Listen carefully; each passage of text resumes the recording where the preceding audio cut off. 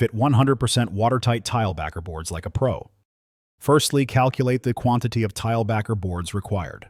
Remember for floors to use either 6, 10, or 12 mm boards. For walls, you must use 10 or 12 mm due to added strength.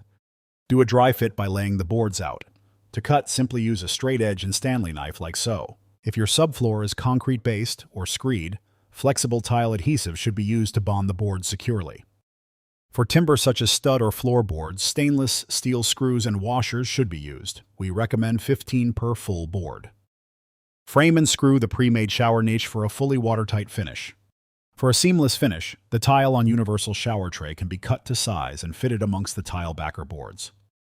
It comes with a fall built in for drainage and optional stainless steel grill and waste trap. Now to ensure your install is fully 100% watertight for wet rooms and bathrooms, apply a thick coat of tanking paste across all joins and corners, apply the membrane fleece and corner sections, and finish with another coat of tanking paste. Do this across all joints. Allow to dry. Ensure clean and dust-free. You're now fully watertight and ready to tile directly to the boards with no additional primer needed. Enjoy your 100% watertight tiled install.